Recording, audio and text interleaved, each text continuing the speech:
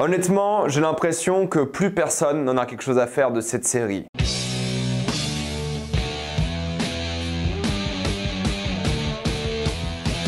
The Witcher, saison 3, partie 1. Comme d'habitude, jusqu'à la minute indiquée dans le titre de la vidéo, il n'y aura pas de spoilers jusqu'à vous êtes tranquille. Et si vous n'avez pas vu les précédentes saisons, vous pouvez quand même regarder cette vidéo. The Witcher est l'histoire de Geralt de Rive qui doit tout faire en son pouvoir pour protéger Ciri grâce à l'aide de Yennefer. Ciri est poursuivie par tout le royaume et ils sont les seuls à pouvoir l'aider. Avant de commencer cette vidéo, j'aimerais comme d'habitude remercier le partenaire officiel de celle-ci, CyberGhostVPN et ses 38 millions d'utilisateurs et presque 5 sur 5 sur Trustpilot. CyberGhostVPN vous permet de contourner la très restrictive chronologie des médias. En effet, des films comme Avatar 2 sont déjà dispo sur Disney+ dans tous les pays du monde, sauf en France. Et ça, c'est malheureux parce qu'en France, il faudra attendre 1 an et demi. Et c'est pareil pour des séries comme The Bear. Là, c'est pas la chronologie des médias, mais la série est déjà disponible partout dans le monde, sauf chez nous. Il faudra attendre 2 mois de plus avant de la voir. Croyez-moi, je ne vais pas attendre. De même, plein d'autres films sont pas disponibles en France, mais sont disponibles en Suisse, au Canada, en Belgique, où vous avez la VOSTFR. Et d'ailleurs, en Belgique, vous avez aussi RTBF qui diffuse, si vous l'aimez, la Formule 1 gratuitement. En plus de ça, si vous êtes un gros consommateur de YouTube, YouTube Premium, c'est essentiel aujourd'hui. Vous prenez un VPN en Argentine ou en Inde et c'est moins de 2 € par mois. Vous serez en bien plus grande sécurité avec un VPN, que ce soit la Wi-Fi de l'université, la bibliothèque ou de l'hôtel. Vous pouvez partager un compte avec 7 personnes au total. C'est disponible sur tous vos appareils préférés. C'est super simple d'utilisation, en quelques clics, c'est fait. Vous pouvez essayer par vous-même car vous êtes satisfait remboursé sous 45 jours et vous avez une assistance technique en français 24h7. Utilisez le lien dans la description en commentaire épinglé afin de vous abonner à CyberGhostVPN et bénéficier de 83% de réduction plus 4 mois gratuits. Foncez sur l'offre. Pour ceux qui connaissent la chaîne, vous connaissez mon passif avec The Witcher, mais je vais les résumer pour ceux qui connaissent pas la chaîne rapidement. Je suis un gigantesque fan de The Witcher, c'est mon univers préféré. J'ai lu les livres, j'ai fait les jeux, j'ai vu toutes les saisons évidemment de la série, j'ai genre 3 tatouages de Witcher, j'adore cette franchise. J'ai défendu beaucoup la saison 1 de The Witcher, j'ai défendu aussi la saison 2 pour ceux qui n'ont pas lu les livres et je l'ai vraiment agressé la saison 2 pour ceux qui ont lu les livres. Et c'est là qu'il y a eu une grosse disparité entre ceux qui ont lu les livres et ceux qui ne l'ont pas lu, tout simplement c'est la saison 2. Beaucoup de ceux qui l'ont pas lu l'ont apprécié, et les gens comme moi qui l'ont lu l'ont apprécié pour ce que c'était, mais ont détesté les changements des livres. Et j'aimerais juste préciser que dans cette vidéo, je ne vais pas du tout spoiler les livres et je ne vais pas non plus comparer aux livres. Et je vais essayer de juste prendre la série et les épisodes qu'on a eu. Il y a une vidéo qui sort ce dimanche sur toutes les comparaisons aux livres et pour les fans des livres. Aujourd'hui, c'est la critique générale, qualitative de la série. La comparaison arrivera plus tard. Grosse hype à l'époque pour la saison 1 de The Witcher, beaucoup moins pour la saison 2. Et maintenant, j'ai l'impression que la saison 3 sort dans une indifférence assez incroyable et surtout depuis l'annonce que Henry Cavill quittait la série. Il est évidemment présent pour cette 3e saison, mais à partir de la 4e saison, ça sera évidemment, comme vous le savez, Liam Hemsworth qui va le remplacer. Bon courage à lui parce que ça va être compliqué de remplacer la perfection. Le dernier point que je vais aborder par rapport au livre, c'est juste vous dire que le livre adapté ici dans cette 3e saison est Le Temps du Mépris, qui est probablement le meilleur livre de la saga, l'un des livres les mieux rythmés, l'un des livres les plus fun, les plus dynamiques, où il se passe le plus de choses, ce qui est assez paradoxal vu cette première partie de saison qu'on a eue. Vous le savez, c'est probablement l'une des plus grosses licences de Netflix. Ils ont sorti un film animé, un spin-off qui était catastrophique en série, ils ont prévu de sortir un autre film animé, un autre spin-off sur les rats pour ceux qui connaissent, et une saison 4 et 5. Donc Netflix croit beaucoup à cette franchise et c'est l'une des franchises qui a le plus de succès sur la plateforme. En tout cas, c'était le cas il y a quelques années. On verra si cette saison 3 rentre dans le top, mais ça m'étonnerait. Hier ont été diffusés les 5 premiers épisodes de la série et les 3 derniers sortiront le 27 juillet. On en parlera évidemment à ce moment-là sur la chaîne. Pour pas vous perdre, l'histoire commence avec une scène d'action qui donne déjà, on va dire, le ton de la série. Un ton qui est malheureux. Un ton qui ne fonctionne pas énormément, mais on en parle après. On commence avec l'action pour vous rappeler que oui, c'est une série qui va envoyer du lourd. Il y aura des effets spéciaux, ça va être fun, vous allez adorer. En tout cas, c'est ce qui était prévu d'après Netflix. Dans cette saison 3, on se concentre évidemment encore plus sur le trio des personnages. Cette fois-ci, ce sont une vraie famille. Mais surtout, ce qu'on remarque très rapidement, c'est que les scénaristes regrettent les choix qui ont été faits dans la saison 2, des choix que je jugeais absolument catastrophiques et qui n'avaient aucun sens. Et c'est des choix qui sont dissipés dès le début. Genre dans les premières minutes de la saison 3, toutes les conséquences qui ont eu lieu dans la saison 2 sont complètement oubliées. Ils passent à autre chose et pour moi, ça déjà, c'est un aveu de faiblesse et un aveu d'échec tout simplement. Beaucoup d'éléments de la saison 2 ne reviennent jamais, sauf à quelques moments par-ci par-là, mais soyons honnêtes, l'histoire est un véritable bordel. Parce que d'un côté, ça essaie d'avoir un souffle d'épique en affrontant plein de créatures et en ayant plein de scènes d'action, et l'autre côté, ça essaie d'avoir plein d'intrigues, plein de conspirations, plein de personnages, et la vérité est que c'est beaucoup trop. Il y a des personnages principaux, secondaires, tertiaires, il y en a énormément. Ça essaie de se la jouer à la Game of Thrones au niveau politique, mais sans le talent derrière, surtout le talent d'écriture. Et c'est le souci, hein, entre les elfes, les mages, les différents royaumes, les espions, les sorceleurs, le trio de personnages principaux qu'on connaît très bien. D'autres factions comme la chasse sauvage, c'est un énorme bordel, il y a énormément de choses qui se passent. Conséquence de ça, c'est qu'on passe très peu de temps avec les personnages qu'on aime, les personnages principaux, durant chaque épisode. Vraiment là, Geralt, pour moi, c'est même plus un personnage principal, c'est un personnage de second rang parce qu'on se concentre sur vraiment toutes les intrigues de manière presque égale, tellement qu'on perd en enjeu, on sait plus dans quelle direction va la série, et encore moins, j'imagine, si vous n'avez pas lu les livres, ça va dans tous les sens et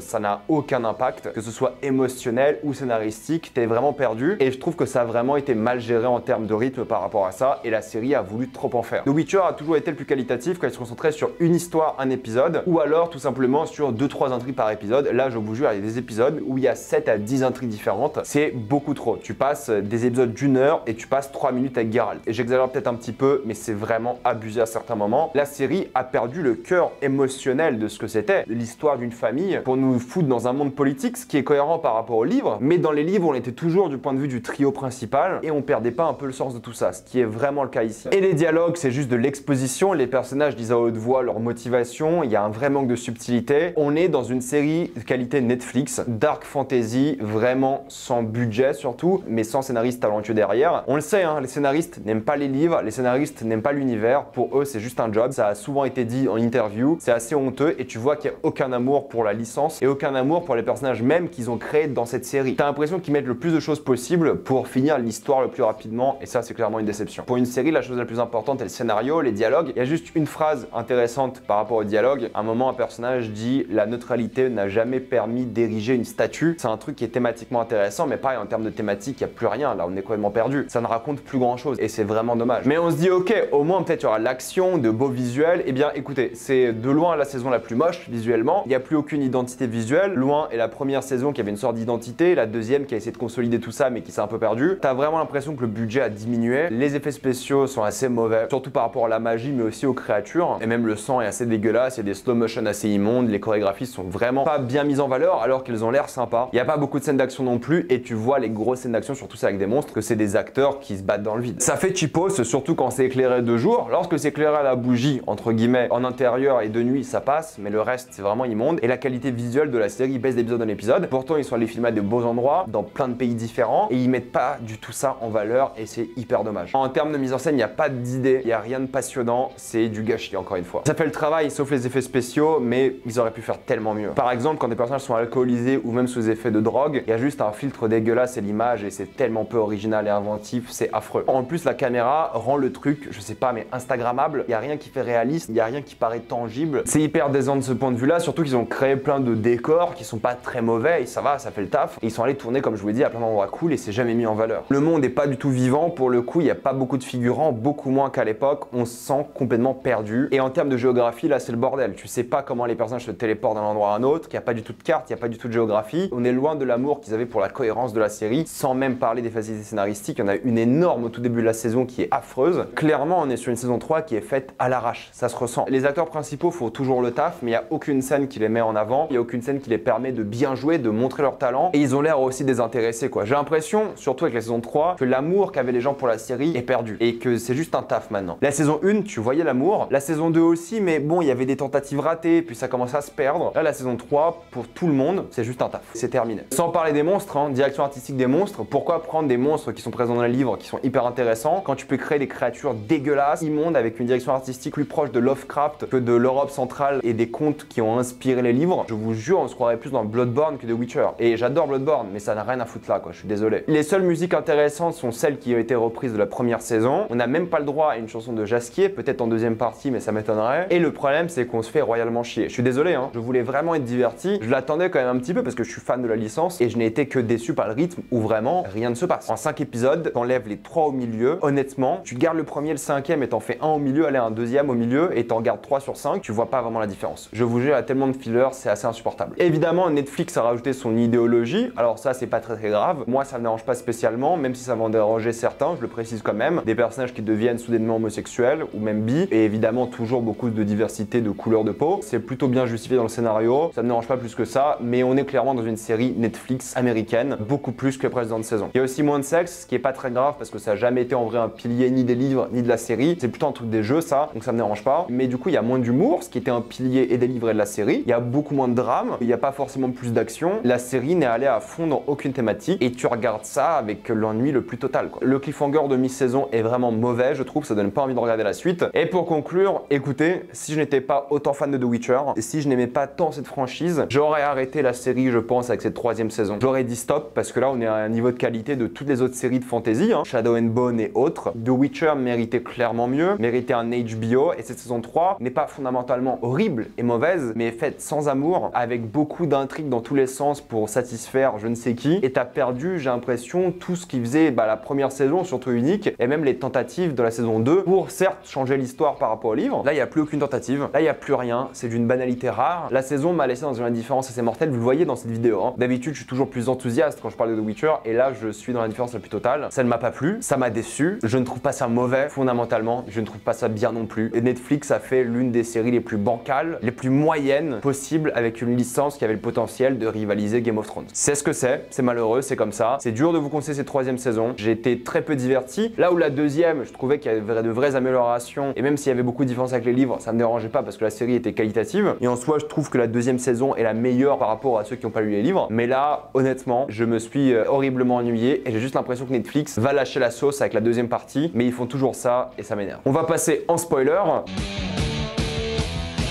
Vous l'avez vu dans cette saison 3, ils ont introduit plein de personnages qu'ils n'ont pas du tout développés, comme Triss, comme Keira Metz, aucune utilité. Sabrina, Fringilla, qui ne servent à rien, qui ont quasiment pas d'intrigue. Et même si elles avaient une intrigue, pourquoi tu fais une intrigue sur ce personnage-là aussi secondaire? Et on s'en fiche de ce personnage-là, quoi. Kair, pareil, enfin, je veux dire, l'intrigue est tellement faible. Robbie Amell est là, il joue Galatine. C'est l'un des pires shows de casting que j'ai vu depuis longtemps. Il a rien à foutre là. On dirait que son personnage a Instagram, ce qui est un problème. L'histoire des monolithes, ils ont complètement oublié cette histoire. Ils en parlent un petit peu, mais c'est fini. Ils se sont rendus compte que c'était de la merde. Emir, qui ne fait quasiment rien dans cette saison, comme tous les personnages, ils foutent rien majoritairement. Ils sont là en mode je vais faire ça. Ils sont tous comme ça, je vais faire ça plus tard, je vais faire ça plus tard. Ils disent à haute voix et c'est tout. Distra et Philippa sont là pour maintenir la conspiration, le complot. J'aime pas forcément leur relation, je trouve qu'elle est mal exploitée, surtout le côté un peu sexuel de Distra qui est très étrange. Mais au moins j'ai bien aimé le fait qu'ils fassent face à Vizimir, qui est un gros con dans cette série, et tu vois que c'est eux qui manipulent vraiment tout depuis le début, et surtout le royaume de Redania. Mais toute la géopolitique, que ce soit Nilfgaard, les elfes, c'est vraiment bancal, quoi. C'est vraiment la politique pour enfants. Moi, ce qui m'énerve, c'est que tout est dit à haute voix. Il n'y a aucune surprise. Tu sais ce que pensent les personnages parce qu'ils le disent. Tu sais ce qu'ils prévoient parce qu'ils le disent. Il n'y a pas de retournement, il n'y a rien. On est là pour les enfants. C'est dingue, hein. Ils ont recast Rience, pourquoi pas, parce que Rience sert à rien. Et la grosse facilité scénaristique, c'est que Geralt avait incapacité Rience. Il aurait pu le tuer en un coup d'épée en 1 seconde, comme il fait au tout début de l'épisode 1. Et il décide de s'en aller, comme ça. Épisode 1 d'ailleurs, où il tue le professeur, comme ça. Ce qui en soi est pas très grave. Mais bref, Rience n'a servi à rien. C'est la vérité, Rience ne sert à rien. C'est juste une quête pour Geralt. Et c'est un mauvais personnage. Je suis désolé, c'est pas un bon méchant dans cette saison 3. Et Geralt aurait pu le tuer d'une manière tellement banale que c'est presque énervant, quoi. Enfin, c'est pas presque, c'est énervant. J'aime bien le fait que Vilgefortz manipule tout le monde. En effet, surtout Tissaia, qui est l'une des mages les plus puissantes. Il a réussi à la faire tomber amoureuse de lui pour la manipuler. Il a réussi à rendre coupable Stregobor alors que c'est pas lui derrière tout ça. J'aime bien ce qu'ils font avec Vilgefortz et c'est le seul personnage qui manigance sans que le scénario te dise que c'est lui. C'est un peu prévisible, d'accord? Peut-être parce que moi j'ai lu le livre et je m'en rendais compte. Mais pour l'instant, je trouve pas que Vilgefortz est un mauvais personnage et il essaie même de rallier Geralt à sa cause. Et je trouve qu'en tant que méchant, ça le fait. C'est pas excellent, mais ça passe. C'est le méchant qui manigance dans l'ombre et qui a pas encore montré ses vrais pouvoirs et ce qu'il peut faire réellement. Et ça, c'est intéressant. D'ailleurs, il aura un rôle extrêmement important, mais j'en dirai pas plus. J'aime bien le fait que Jaskier est devenu un espion. Pour le coup, on l'avait déjà un peu vu dans la saison 2. Je suis un peu moins fan de sa relation avec Radovid. Je trouve qu'elle a aucun sens et aucune importance. C'est bizarre que d'un coup, Jaskier, que tu connaissais pour un coureur de jupons, qui avait plein de problèmes avec des femmes, d'un coup est bi sans raison. Bon, à la limite, c'est pas très grave, mais je trouve ça un peu étonnant que ça sorte de nulle part. Radovid, j'ai pas envie d'en parler parce que j'ai rien à dire sur lui, mais on en parlera dans ma vidéo par rapport au livre. Mais pareil, je trouve qu'ils ont pas vraiment réussi ce personnage. Il est pas très intéressant, je trouve. Mais au moins, il est toujours là pour ses amis, surtout Geralt. Et t'aimes bien l'alchimie qu'ils ont entre les deux et leur relation, même s'il est très peu exploité encore une fois. C'est Ciri qui m'a plu. Elle sait se battre, elle est recherchée, mais elle veut faire face. Elle a de la compassion. C'est une sorceleuse, mais en même temps, elle commence à apprendre de la magie. L'actrice est toujours bien, elle fait un bon travail. Je la vois vraiment grandir et être de plus en plus forte. Et ça, c'est réussi, je trouve. Ciri qui s'impose de plus en plus, ça j'aime beaucoup. Et je trouve que c'est vraiment bien pour son personnage. Et ça l'a rendue captivante et parmi les personnages les plus charismatiques de la série. T'as une séquence entre Yennefer et Ciri où t'as l'impression qu'il y a une sorte de tentative de jeu d'acting dans le scénario, mais elle est vraiment peu émouvante. Cette séquence est vraiment ratée. Alors qu'il y a une thématique intéressante, c'est Yennefer qui revend son âme pour retourner à l'école des mages, mal exploité. Yennefer se fait pardonner trop facilement pour ce qu'elle a fait à Ciri. Normalement, ça, il n'y avait aucune raison de la pardonner, mais le scénario l'oublie vite parce qu'il fallait avancer. Et cette saison se concentre surtout sur Yennefer et Geralt et leur amour, qui est vraiment aussi mal exploité. Il y a une séquence au début avec le fameux Dear Friend qui est bien foutu, qui est vraiment des livres, plus ou moins. Mais tout ce qui est bien dans la série, je le précise, vient des livres. De l'autre côté, Geralt veut de nouveau être avec Yennefer. En même temps, il veut protéger Ciri en cherchant le sorcier qui veut la tuer. C'est une enquête, il essaie de dénouer un peu cette conspiration. La manière dont il découvre que c'est Villefort, c'est très banal aussi, mais à la limite, c'est pas très grave. C'est pas le but de la série d'avoir une enquête. J'ai pas trouvé très pertinent les passages sur sa mère, et je trouve qu'il y avait une opportunité ratée de me donner un combat stylé face à un loup-garou, mais peut-être ils n'avaient pas le budget. Et moi, ma théorie, elle est là depuis le début. Ils font pas de créatures à fourrure, parce que ça coûte moins cher de faire des créatures Lovecraftiennes dégueulasses, comme on a vu dans la saison 1, comme on a vu dans toutes les saisons de la série. Et là, c'est pire. Là, les créatures dans cette saison-là que Geralt affronte, dégueulasse. Épisode 1, dégueulasse. Épisode 2, dégueulasse. Épisode 4, dégueulasse. Horrible. Mais parce qu'ils veulent pas mettre de la fourrure. La fourrure, ça doit coûter plus cher. Je vous jure, c'est ma théorie. Bref, peu exploité tellement que c'est même plus son histoire, t'as l'impression. Ce qui est plus ou moins cohérent avec les livres, mais qui est pas cohérent avec la série. J'ai pas trouvé les scènes d'action foutues, surtout celles contre les monstres qui étaient mal faites, ni les scènes d'action contre les humains qui étaient ou trop expéditifs ou pas bien filmés. La manière dont ils séparent les personnages est cohérente, au moins c'est déjà ça, mais les personnages se téléportent à droite à gauche et se retrouvent ensemble trop facilement, je trouve, alors que t'as l'impression qu'ils voyagent pendant des kilomètres et des kilomètres, alors pas du tout. Et l'épisode 5 des Conclaves des Mages était pas trop mal. Ils ont essayé de faire un truc un peu en mode braquage, comme les films de braquage, je veux dire, où ils refont 2 fois la même scène avec des informations supplémentaires. C'était peut-être un peu long, mais c'était l'épisode le plus court, je crois, mais le plus réussi, parce que les décors étaient bien, parce que les effets spéciaux étaient bien, parce qu'il y avait des enjeux, parce que tu comprenais la séquence, et ça vient quasiment des livres. Et vous l'avez vu,